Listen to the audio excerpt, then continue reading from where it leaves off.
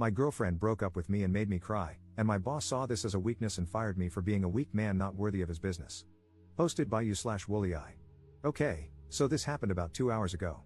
First of all, a little backstory. I'm a 25-year-old male living in Iran, which is a very crappy country to live in or be born in. Everything here sucks and is incredibly hard, including finding a job. I have been unemployed since COVID hit my country and just recently managed to finally find a job. COVID is still raging here since they won't vaccinate us, so most of the time we work from home. I was dating this girl for about 9 months, which I know isn't a long time, but since I'm leaving the country in a few months forever, I really invested myself in this relationship because we planned to leave together, and everything was going so smoothly. My anxiety was practically gone, and I was really happy after a really long life of being depressed. Yesterday, out of nowhere, she broke up with me and told me that she wasn't feeling the relationship anymore and that I'm a really good guy, but she doesn't want to hurt my feelings in the long run. This destroyed me, but I understood. I asked her to give us another chance, and she said no, it's better this way. She's a very honest person, so I believed her and left. I accepted the outcome, even though I immediately started crying. Anyway, today I'm still pretty bummed out, but I had to go to the office for a couple of hours, and my boss was there to help me, which was a big relief since I really didn't feel like working. I took a smoke break, got reminded of some memories, and started crying a little bit. I went back upstairs, and my boss immediately noticed I had been crying and insisted I tell him what happened, so I did. He looked me dead in the eyes and said, "Wow, you were crying over that? Such a weak person. I don't think you're a good fit for the company if that's the stuff you're worried about. I think you should leave." At this point, I started laughing because this was clearly a joke, right? Right? Wrong. He looked at me like I was insane and asked me to leave immediately. So, I packed up my stuff and did as I was told. Yesterday, I had a girlfriend whom I loved, a job, and a good future ahead of me. Now I'm just a guy who has to leave his country and everyone he loves because he was born in one of the worst places possible, and he's doing it completely alone and broken. Honestly, maybe boys shouldn't cry. Update 1 year 3 months later. I was contemplating not making this update because it's not the type of it all worked out in the end update, but since I promised one, here you go. When I created the original post, it was me shouting into the dark, and I didn't expect it to blow up, but it did, and you guys helped me through a lot of my anxiety. A couple of people even stayed in touch, and I gave them updates here and there.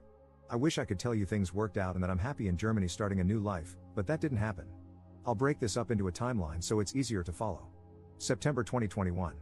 I found a job a month after I posted the original thread at a company based in the US. It was a remote job, and the CEO was Iranian. We were not documented, which is common because, most of the time, Iranian CEOs hire people outside of the US to pay them much less. This happens a lot. The pay was about $160 a month, and we had no benefits, but whatever, I was trying to save money to get out as soon as possible. March 2022. I started applying to schools in Germany and was confident I would get in because, a couple of years ago, my brother went through the same process and got in easily. I applied to 9 universities. A few rejected me because of my GPA, which is fair, and a few others accepted my application. At this time, my undergraduate degree wasn't ready because, in Iran, it takes a ridiculous amount of time and effort to get your degree. May 2022. A small protest happened outside my school in support of a girl who was sexually assaulted. Since the person who did that to her had a powerful dad, the girl got arrested, and he didn't face any consequences. Also, since no news outlet covered it, we all gathered to support her. Long story short, I was arrested and expelled, which resulted in me not getting my diploma. Naturally, a couple of months later, the 2 schools that had accepted my provisional application without my degree requested it. I couldn't provide it, so understandably, they had to move forward with other applicants. I also left my job because I realized we were being overworked for little to no money. Whenever we asked for a raise, they always found a way to avoid it. Honestly, the CEO had promised every employee that he'd help them move to the US at some point, which was obviously a lie. They just wanted us to work for them as much as possible until they could afford actual on-site employees. September 2022. Protests broke out, and I left Iran for a neighboring country because it wouldn't be safe for me. I was fairly active on social media about the whole situation, and a few thousand people followed me. 3 days after I left, they showed up at my house in Iran and tried to arrest me, but luckily, I wasn't there. If I go back to Iran, I won't make it past airport security. For the past 2 months, I've been trying to find a job, but I haven't been successful. I have a half-decent resume, but I keep getting rejected because of the country I'm in right now. I'm exhausted and out of options. I'm burning through my savings, and in a few weeks, I'll either be homeless or have to go back to Iran and get arrested. I'm in a really dark place and have little to no hope for what's to come. I miss my friends and my family. I just wanted a normal life. I know I'm being pathetic, and I didn't want to post this. I wanted something good to happen so I could update you guys with happy news, but everything keeps getting worse. This will probably be my last post on this matter and on Reddit. Sorry if I let you guys down. Second update 2 years 1 month later. First of all, I'm writing this here because I can't, for the life of me, figure out how to post on any of the previous subreddits without it getting removed. I don't think this will reach far, but to those who are interested, here we go. A couple of very kind Redditors reached out after my last post and helped me through those tough times, for which I will be immensely thankful forever. If it weren't for them, I'd either be dead or not where I am today. A couple of months after my post, I found someone who provided me with shelter and food in exchange for work on his farm. I also started tutoring his daughter, for which he paid me, and I saved up bit by bit. In the meantime, I managed to obtain my university transcripts from Iran, had them translated, and applied to 2 universities in Germany. I had little to no hope, considering where life had put me. I missed home, I missed family, but bit by bit, things were looking up. I got accepted into one of those universities, obtained my visa after 2 months, and now I'm in Germany. I did it. Finally. Now, I had the small problem of having to block 12,000 euros in a bank account to show that I could financially support myself. Obviously, I couldn't, and I only had a very tiny portion of that money.